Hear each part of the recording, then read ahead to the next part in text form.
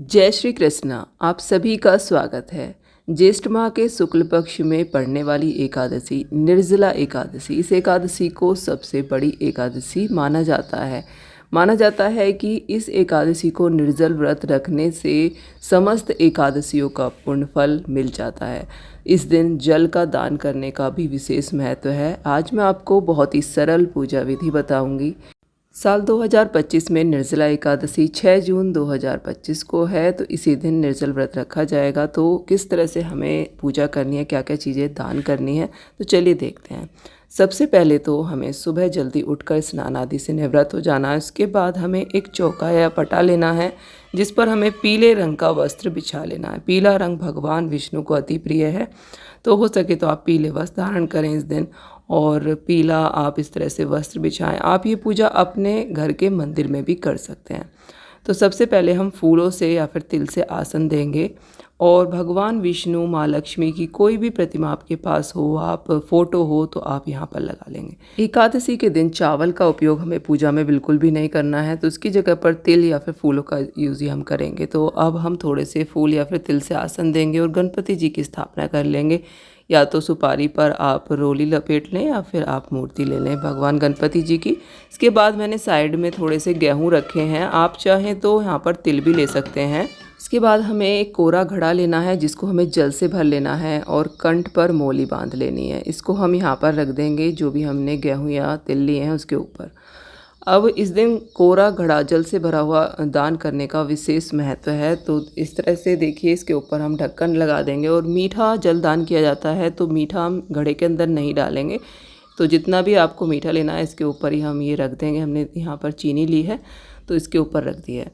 तो इस तरह से ये मीठा जल हमारा तैयार हो गया। इसके बाद हम सभी को भाव स्वरूप स्नान करा देंगे, जल के छींटे दे देंगे, और इसके बाद हम सभी को वस्त्र रूप कलावा समर्पित करेंगे और रोली चंदन से तिलक लगा देंगे। सर्वप्रथम पूज्य गणपति जी की पूजा हम करेंगे।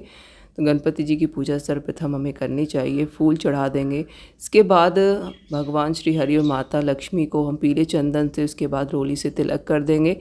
इसके बाद हम घड़े पर भी स्वास्तिक बना लेंगे पीले चंदन से, उसके बाद रोली से तिलक कर देंगे। देखिए, घड़ा जो हम दान करते हैं जल से भरा हुआ, वो इतना बड़ा ज़रूर लीजिए कि किसी के यूज़ में आए। तो इस तरह से देखिए, हमने स्वास्तिक बना लिया है, रोली से तिलक लगा दिया है। हम थोड़े से फूलों से आसन देंगे, तो सर्वप्रथम दीपक प्रज्वलित कर लेंगे। दीपक हमारी पूजा का साक्षी होता है। तो दीपक प्रज्वलित करने के बाद भगवान गणपति जी को वस्त्र रूप कलावा समर्पित करेंगे।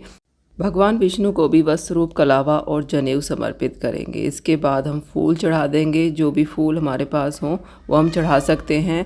तो इस तरह से फूल समर्पित करने के बाद हम भोग भगवान को चढ़ाएंगे। तो कुछ भी फलाहारी भोग ही हमें चढ़ाना है। तो यहाँ पर मैंने प्रसाद लिया है, इसमें तुलसी पत्र डाल लेंगे, और गणपति जी को अलग से हम प्रसाद रखेंगे, इसमें हम तुलसी पत्र नहीं डालेंगे। इसके बाद हम दान के लिए देखिए कोई भी वस्त्र ले सकते हैं। आप अंगोछा ले लीजिए, या फिर आप पैंट शर्ट या फिर साड़ी कुछ भी ले सकते हैं।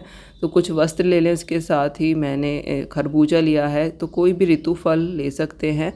तो जितने भी आप चाहें, कुछ भी आप जितने भी फल चाहें उतने दान कर सकते हैं।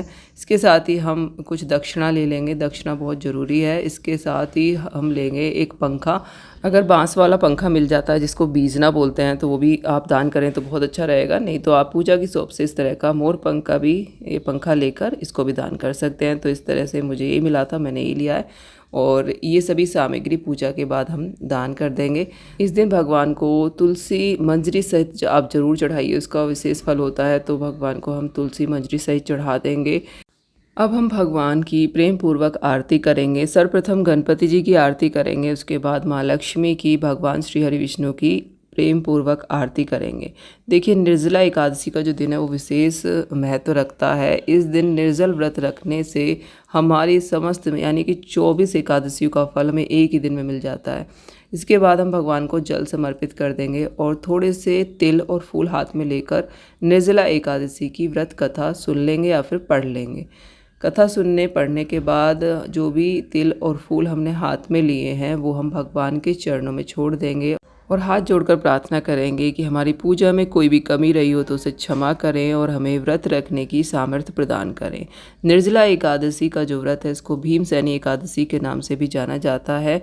तो इस व्रत को ज़्यादातर सभी लोग करते हैं और इस व्रत को रखने से हमें एक ही दिन में विशेष फल प्राप्त होता है। तो देखिए, ये जो सामग्री है पूजा के बाद हम दान कर सकते हैं, किसी भी ज़रूरतमंद को दे सकते हैं या फिर आप मंदिर में भी रख के आ सकते हैं। तो इस प्रकार सारे दिन निर्जल व्रत रखा जाता है, अगले दिन पारण किया जाता है। अगर कोई शारीरिक समस्या है तो आप इसमें बीच में थोड़ी देर बाद जल पी सकते हैं पूजा के बाद और फलाहार भी कर सकते हैं। तो अपने शरीर की सामर्थ्य के अनुसार ही हमें व्रत रखना चाहिए। इस प्रकार से निर्जला एकादशी की पूजा और दान हम कर सकते हैं। वीडियो आपको पसंद आया हो तो लाइक करें, शेयर करें और चैनल को सब्सक्राइब करें। जय श्री कृष्ण।